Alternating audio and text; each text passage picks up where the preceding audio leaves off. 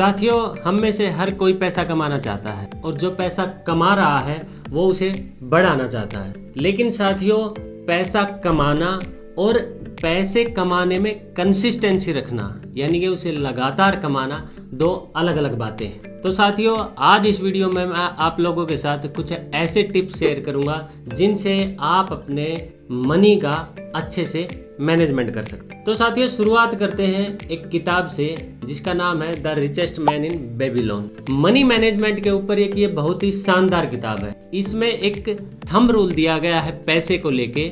इसमें कहा गया है कि जितनी भी आपकी इनकम है उसका 10वां हिस्सा, जिसे कि हमारे बड़े बुजुर्ग दशांश बोलते हैं, वो जरूर बचाना चाहिए और ना सिर्फ बचाना चाहिए बल्कि उसे इन्वेस्ट भी करना चाहिए। दूसरी बात यह है दोस्तों कि जब भी हमारी सैलरी आती है या हमारी कोई भी इनकम आती है तो हम सबसे पहले खर्चे निकालते हैं और उसके बाद जो कुछ बचता है उसे अपनी सेविंग बोलते हैं। नहीं दोस्त, ऐसे नहीं करना है। अगर हमारी सैलरी आई, सपोज करो कि 50,000 हमारी सैलरी आई, तो हमें सबसे पहले अपनी बचत निकालनी है, सेविंग निकालनी है।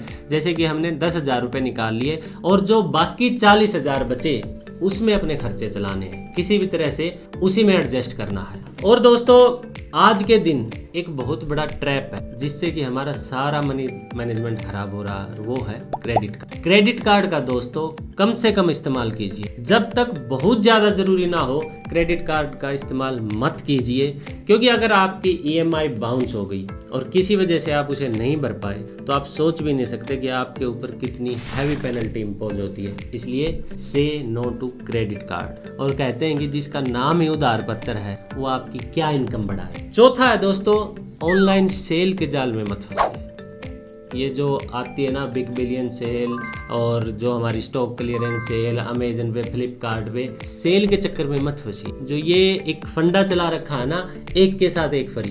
दोस्तों, फ्री कुछ नहीं होता। अगर फ्री कुछ मिल रहा है ना, it means you are the product. आप खुद बिक रहे हो। अपनी ज़रूरत और अपनी इच्छा के बीच के अंतर को समझिए और इस ऑनलाइन सेल के चक्कर में, ऑनलाइन शॉपिंग के चक्कर में अपने पैसे बर्बाद मत कीजिए। एक दोस्तों, आज के दिन सब कहते हैं कि ऑनलाइन का ज़माना है, पर मैं आपको जो नेक्स्ट टिप दे रहा हूँ उसमें ये कहना चाहूँगा कि कम से कम ऑनलाइन ट्रांजैक्शन कीजिए, कम से कम ऑनलाइन पेमेंट कीजिए किसी भी चीज़ की। क्योंकि क्या होता है, जब हम ऑनलाइन पेमेंट करते हैं तो हमारे दिमाग में एक चीज़ रहती है कि यार बैंक से अकाउंट जो है हमारा ये लिंक है और बैंक में काफ़ी पैसे हैं। लेकिन अगर आप ऑफलाइन पेमेंट करेंगे तो आपको ये पता होगा कि मेरी जेब में 1,000 रुपये हैं, 2,000 रुपये हैं और आप उसे देख कर ही खर्च करेंगे। और इसीलिए पहले के लोग ज़्यादा सेविंग करते थे बजाय कि आज की यंग जनरेशन के। उसके बाद एक सिंपल एक बहुत ही इजी वे आ गया है आजकल हम लोगों के पास कि बस बार कोड को स्कैन किया, स्कैनर रखा है हर चीज़ के ऊपर और हमने पेमेंट कर दी। तो दोस्तों, ये कुछ ऐसे टिप्स हैं, मतलब ये छोटे छोटे टिप्स हैं, लेकिन अगर आप इनको अप्लाई करेंगे तो ये इम्पैक्ट बहुत बड़ा डाल सकते हैं। और साथियों, इसके अलावा आप एक ऐप की भी मदद ले सकते हैं। जी हाँ दोस्तों, वैसे तो दुनिया भर के ऐप हैं, लेकिन मैं खुद जो ऐप इस्तेमाल कर रहा हूँ, एक ऐप है साथियों, मनीफाई, MONEFY। आप उसे अपने फ़ोन में डाउनलोड कर सकते हो। देखो दोस्तों, जब तक आप अपनी इनकम को या अपने खर्चों का हिसाब नहीं रखेंगे, उनको ट्रैक नहीं करेंगे ना, आप ये नहीं पता लगा सकते कि आपने कहाँ क्या खर्च कर दिया। और हम में से ज़्यादातर लोगों के साथ ये होता है कि यार सैलरी आई, पता नहीं कहाँ चली गई, कहाँ पैसे खर्च हो गए।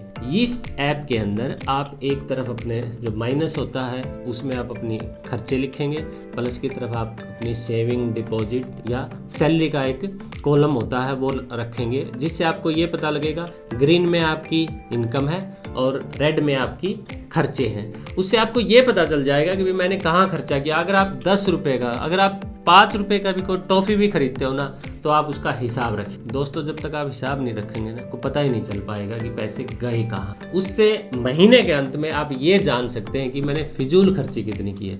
जैसे अगर मैं ही अपना एग्जाम्पल दूँ, मैं उसको यूज़ कर रहा हूँ, तो जो अगस्त का महीना था, उसमें 1600 रुपये 1600 रुपीज़ ऐसे थे जो बिल्कुल फिजूल खर्ची थी। मैं चाहता था उनको बचा सकता था। अमाउंट और भी कुछ ऐसा था लेकिन उसके साथ फिर भी कॉम्प्रोमाइज़ किया जा सकता था, लेकिन 1600 रुपये ऐसे थे जो कि बिल्कुल वेस्ट गए। वो आप बाद में जब ट्रैक करेंगे तो पता चलेगा। तो साथियों, जिस तरह हम लोग टाइम मैनेजमेंट सीखते हैं, स्ट्रेस मैनेजमेंट सीखते हैं, स्टडी मैनेजमेंट सीखते हैं, उसी तरह दोस्तों मनी मैनेजमेंट सीखना भी बहुत ज़रूरी है। मैं उम्मीद करता हूँ कि जो टिप्स मैंने आपको बताए हैं, ये अगर आप इनको फॉलो करोगे तो डेफिनेटली आपको लाभ होगा। धन्यवाद साथियों।